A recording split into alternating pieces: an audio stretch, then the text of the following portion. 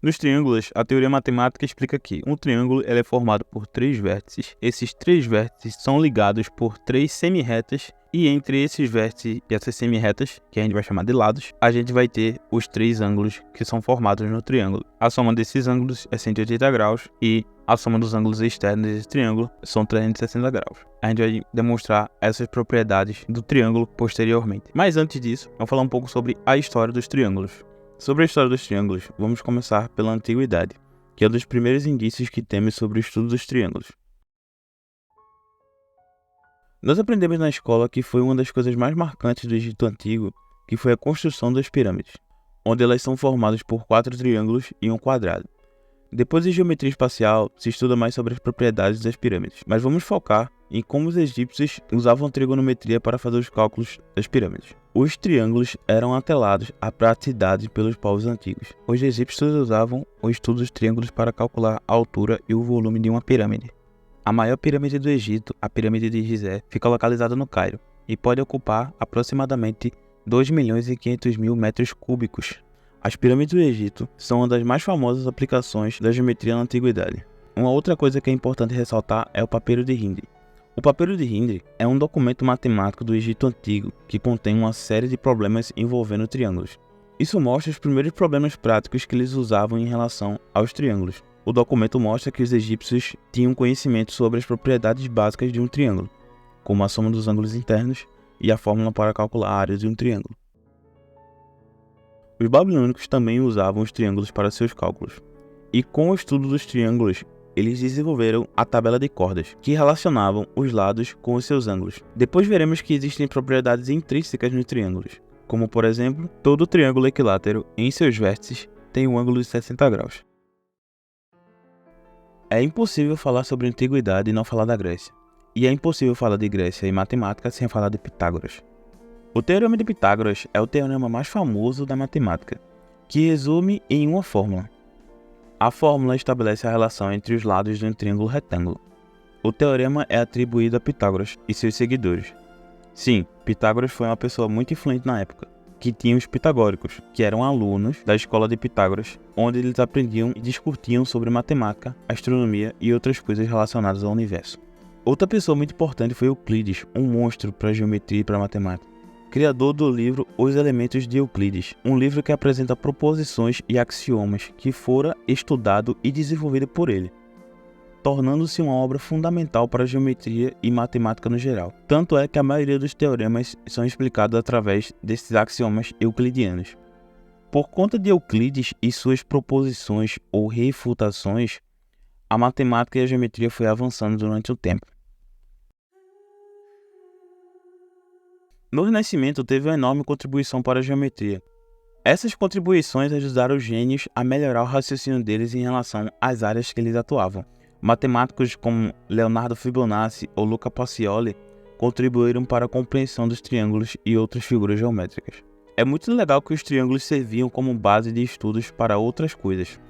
Quando se descobriu algumas propriedades ou desenvolviam triângulos, sempre era descoberto em paralelo algo relacionado a alguma área da matemática ou física. Falando em física, ainda no século 17 e 18, a trigonometria teve uma compreensão mais profunda das relações angulares dos triângulos. Um dos gênios que teve e precisou estudar trigonometria para melhorar o seu entendimento com relação ao mundo foi nada mais, nada menos que Isaac Newton. Se você quiser entender melhor como Isaac Newton melhorou matematicamente por conta da trigonometria, tem um documentário do History aqui no YouTube. A geometria foi evoluindo com o tempo, incorporando novas teorias geométricas e métodos. A teoria não euclidiana proposta por Gauss, o príncipe da matemática, Boolean e Lobachevsky expandiram as possibilidades além da geometria euclidiana clássica. Hoje a geometria e a trigonometria é uma parte essencial para o currículo de um matemático, sendo uma área fundamental para a engenharia e ciências computacionais. Após vermos a importância que o estudo dos triângulos tiveram na história com o desenvolvimento da ciência humana, vamos ver mais a fundo sobre as propriedades dos triângulos. Ângulos alternos internos. Um ângulo alterno é um ângulo que ele alterna entre os lados de uma transversal que está entre duas retas paralelas. Calma que eu vou explicar. Essas duas retas paralelas aqui, R e S, elas são paralelas porque elas têm a mesma distância entre si, e essa distância se estende até o infinito. Tem alguns professores que não gostam dessa definição, mas tudo bem. É comum entre é comum, ela é uma definição comum. Bom, entre essas duas retas R e S, a gente traça uma reta transversal, e nessa reta transversal a gente faz dois ângulos alternos. Eles se alternam entre os lados da transversal. Então, um ângulo alfa e um ângulo beta. Um ângulo alfa na direita e um ângulo beta na esquerda. Aqui, eu vou fazer uma demonstração visual dela, que elas são iguais, tá? Então, ela está uma reta paralela e esses ângulos só se alternam. Eles são iguais, mas eles só se alternam entre os lados da reta transversal, tá? Ele faz um Z, ó. Percebe que ele faz um Zzinho. E a gente dá uma dica que é um Z do Zorro, né? Entre duas retas paralelas e tem uma transversal. Se você fizer um Z do Zorro, esses dois ângulos, eles são iguais. Então, para demonstrar que esses dois ângulos são iguais, esse ângulo alfa e beta são iguais, a gente traça uma reta paralela entre as retas paralelas. Então, traçando essa reta, a gente faz um ângulo aqui embaixo e um ângulo aqui em cima. É como se a gente empurrasse para baixo o ângulo alfa e empurrasse lá para cima o ângulo beta. Tá vendo que eles são opostos pelo vértice? Se eles são opostos pelo vértice, eles são iguais aqui, tá? Mas eles não é como se a gente empurrasse, tá? Como essa reta é paralela, ou seja, ela tem a mesma distância entre a reta R e a reta S, ela é uma reta paralela. Se ela é uma reta paralela que tem a mesma distância, então ela vai ter, consequentemente, os mesmos ângulos, né? Então, por conta disso que a gente consegue fazer essa demonstração, tá? Então, alfa e beta, ou beta e alfa, são iguais. E eles são alternos internos. Por que eles são internos? Porque eles estão na região interna das retas paralelas, né? E agora, a gente vai demonstrar os externos. É a mesma coisa, só que a diferença é que eles estão do lado de fora, entre as retas paralelas. R e S, tá? Então, aqui, ó, a gente faz a parte de fora. Dá para perceber que esses dois ângulos que eu fiz na parte de fora, eles são OPV, eles são opostos pelo vértice entre o ângulo alfa e beta. Ou seja, o ângulo A, ele é oposto pelo vértice, em alfa. E o ângulo beta, e o ângulo B, né, ele é oposto pelo vértice em B. Ou seja, alfa é igual a A e beta é igual a B. Tá? Eles são os mesmos ângulos. Se alfa e beta são os mesmos ângulos, então A e B são ângulos alternos externos. Por que eles são alternos externos? Porque eles estão na parte de fora entre as retas paralelas, RS. Mas vamos lá, vamos demonstrar esses dois. Então, pessoal, como eles são iguais entre alfa, se alfa e beta são iguais, então A e B também são iguais. Por quê? Vamos demonstrar isso. A gente faz uma reta paralela também entre R e S. Então, ele tem a mesma distância e, consequentemente, vão ter os mesmos ângulos. É como se, pessoal, a gente abaixasse esse ângulo A e como a gente subisse esse ângulo B. Fazendo isso, eles são opostos pelo vértice, então A e B são iguais. Mas, como eles estão na região externa entre as retas paralelas RS, são ângulos alternos externos. Eu vou demonstrar aqui o teorema da soma dos ângulos internos de um triângulo, né? Antes de falar sobre a soma dos ângulos internos do triângulo, ele vai ser demonstrado pelos ângulos alternos internos, tá? Um conceito de um dos axiomas de Euclides é que por um ponto passa várias retas, né? Inclusive, uma dessas retas ela vai ser paralela ao lado do nosso triângulo, tá? Então, se por um ponto passa infinitas retas, uma dessas retas ela vai ser paralela ao lado do nosso triângulo, tá? No caso, assim, vai ser o nosso lado A. Então, a reta R ela é paralela ao lado A do nosso triângulo. Sabendo que ela é paralela ao lado A do nosso triângulo, se ela é paralela, pessoal, então dá para fazer os ângulos alternos internos, tá? Então, um ângulo alterno ali B e o ângulo alterno ali C, tá? Fazendo isso, a gente sabe que aquilo ali é um ângulo raso. A soma dos ângulos ali tem que dar 180, que é justamente os ângulos do triângulo, né? Então, ABC é igual a 180 graus, um ângulo raso. B e C são ângulos alternos internos da reta paralela R do lado A. O teorema do ângulo externo a gente vai demonstrar pelo teorema da soma dos ângulos internos de um triângulo, tá? O que diz o teorema do ângulo externo? Ele fala que o ângulo externo é igual à soma dos outros ângulos não adjacentes do ângulo interno do triângulo, né? Então, o ângulo externo de um triângulo é a soma dos ângulos não adjacentes desse mesmo triângulo. Então, a gente vai demonstrar pela soma dos ângulos internos de um triângulo, tá? Bom, os ângulos internos de um triângulo é igual a 180 graus, a gente já viu, né? E a gente sabe que o ângulo C mais o ângulo E é um ângulo raso, que é igual a 180 graus, né? Assim como A mais B mais C mais E são iguais, quer dizer que 180 é igual a 180 graus, né? Então, tranquilo. Então, A mais B mais C, como a gente tem o mesmo sinal com a mesma variável de lados opostos, a gente pode cortar ela, né? Ou a gente pode passar para o outro lado subtraindo. Então, A mais B é igual a C menos C mais E. Então, vai ficar A mais B, que é igual a C, que é a mesma coisa que o teorema diz. A soma dos ângulos não adjacentes é igual ao ângulo externo. Bom, o teorema, não é nem teorema, mas a soma dos ângulos externos de um triângulo e de outros polígonos também é 360 graus. Como a gente vai demonstrar isso, né? A gente vai demonstrar pela soma dos ângulos internos e pelo teorema do ângulo adjacente, do ângulo externo. A gente sabe que o ângulo externo é igual à soma dos ângulos não adjacentes. E a gente sabe que o ângulo externo mais o ângulo que está adjacente a ele é igual a 180 graus quanto do ângulo raso. Então a gente vai fazer A mais D é igual a 180, B mais E é igual a 180 e C mais F é igual a 180. E a gente sabe que a soma dos ângulos internos de triângulo é 180 graus também. Então a gente vai fazer a soma de todo mundo, tá? E somando todo mundo é A mais B mais C mais D mais E mais F é igual a 540.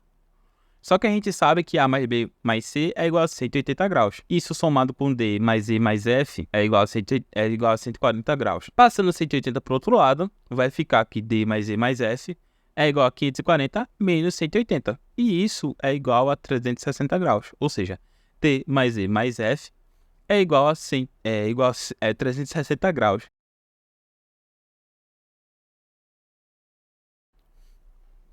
Aqui, eu vou provar a desigualdade dos lados de um triângulo, tá? É uma inequação, que é importante. Eu outro axioma de Euclides que fala que a menor distância entre dois pontos é o segmento de reta que os liga. O que quer dizer isso? A menor distância entre A e C é a reta que os liga, né? Essa reta aí a gente chamou de B. Então, B é a menor distância entre A e C. Ou seja, né? Se eu for de A até B e de B até C, essa distância vai ser maior do que de A até C por B. Ou seja, B é a menor distância e é menor em relação a C mais A. Deu para entender? Espero que sim. Então é essa mesma ideia. Então, de B até C, se eu for até A, é a menor distância do que se eu for de B até A e de A até C. Ou seja, a menor distância entre B e C é A em relação a C mais B. Outra demonstração, outra ideia é que se eu for de A até B, a menor distância que os liga é o segmento de reta, então C. Então C é a menor distância em relação a B mais A. Deu para entender? Essas são as inequações. Isolando A, a gente pode fazer, né? A gente pode fazer com que B menos C é menor que A e que A é menor que C mais B e C menos B é menor que A. Olha, deu para perceber que B menos C é menor que A e C menos B é menor que A. Então isso dá para fazer um módulo desses dois caras, né? Já que eu tenho as duas expressões iguais, só muda os termos ali. Então, fazendo um módulo de B menos C é menor que A e A é menor que B mais C. Né? Isso aí depende da maneira que você está lendo, mas é isso daí. Um triângulo é acutângulo quando os três ângulos desse triângulo são agudos, ou seja, menores do que 90 graus. Um triângulo é obtusângulo quando um dos ângulos desse triângulo é obtuso, ou seja, maior do que 90 graus. Um triângulo é retângulo quando um dos ângulos desse triângulo é um ângulo reto, ou seja, igual a 90 graus. Agora, os triângulos que são classificados por lados. Triângulo equilátero tem três lados iguais, três ângulos iguais, e esses três ângulos correspondem a 60 graus cada. O triângulo isósceles. O triângulo isósceles tem dois lados iguais e dois ângulos iguais. E o triângulo escaleno tem três lados diferentes e três ângulos diferentes. Desigualdade. A desigualdade é a consequência das verdades adotadas pela diferença dos lados, que a gente viu anteriormente. No caso aqui, o lado varia entre maior e menor em relação ao lado A, que pode mudar de acordo com o ângulo de 90 graus, se for maior, menor ou igual a 90 graus. Por exemplo, se a gente falar assim, o triângulo é retângulo em A, quer dizer que o ângulo de 90 graus está no vértice A. Isso acontece nas variações. Então, quando o ângulo é igual a 90 graus, a verdade adotada é que A ao quadrado é igual a B ao quadrado mais C ao quadrado. E quando A é maior que 90 graus, então a gente fala que A ao quadrado é maior que B ao quadrado mais C ao quadrado. Quando o ângulo é menor que 90 graus, a gente fala que A ao quadrado é menor que B ao quadrado mais C ao quadrado. No triângulo retângulo, os seus lados têm nomenclaturas específicas, como o maior lado do triângulo retângulo sendo chamado de hipotenusa e os outros lados sendo chamados de catetos. A depender do ângulo que se fala, um cateto será oposto a esse ângulo e o outro será adjacente a esse ângulo. Caso especial de congruência com triângulos retângulos. Ele explica que, se dois triângulos têm hipotenusas iguais e pelo menos um dos catetos deles também forem iguais, esses dois triângulos são iguais. Ou seja, se os valores dos dois triângulos forem iguais na hipotenusa e em pelo menos um dos catetos, esses dois triângulos são iguais e, consequentemente, o valor do outro cateto também é igual. Dá para provar essa relação com Pitágoras. Então vai ficar que 5 ao quadrado é igual a x ao quadrado mais 4 ao quadrado. 5 ao quadrado é 25, x ao quadrado fica x ao quadrado, mais 4 ao quadrado que é 16. 16 passa para o outro lado subtraindo, então vai ficar 25 menos 16. Isso vai ser 9. Passando a potência para radiando para o outro lado, então vai ficar raiz quadrada de 9, que é igual a 3. Então, x é igual a 3. Provamos a relação de Pitágoras. Em um triângulo isósceles, que tem dois lados e dois ângulos iguais, faremos uma mediana que vai do vértice ao lado oposto, dividindo o lado oposto em dois lados iguais. Essa mediana é lado comum de T1 e T2, provando que esses triângulos são iguais por todos os lados terem as mesmas características ou valores, provando a relação por LLL. Agora dá para provar por Lau também, sabendo que o ângulo beta é comum entre os dois triângulos. E os lados com 1 e 2 traços também são comuns entre os dois triângulos, dá para provar por lado ângulo lado. Uma coisa interessante para entender essa congruência é que a menor distância da bissetriz ao lado mais próximo é uma perpendicular. Agora a gente consegue provar por ângulo adjacente, lado e ângulo oposto. Alfa é ângulo oposto do lado D e 90 graus é ângulo adjacente do lado D. Isso acontece nos dois triângulos, logo eles são congruentes. Porém dá para provar por ângulo, lado, ângulo. Fazendo o ângulo beta, teremos que alfa e beta são ângulos adjacentes do lado A. Sabendo que A é lado comum entre esses triângulos, isso acontece nos dois triângulos. Logo, eles são iguais.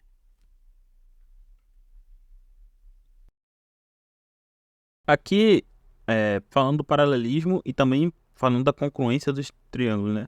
O paralelismo é quando duas retas são paralelas entre si. Duas retas paralelas entre si são duas retas que têm a mesma distância e essa distância se mantém até o infinito. O símbolo do paralelismo é essas duas barrinhas, né? Então, a reta RS são paralelas, ou seja, ela tem a mesma distância entre si, né?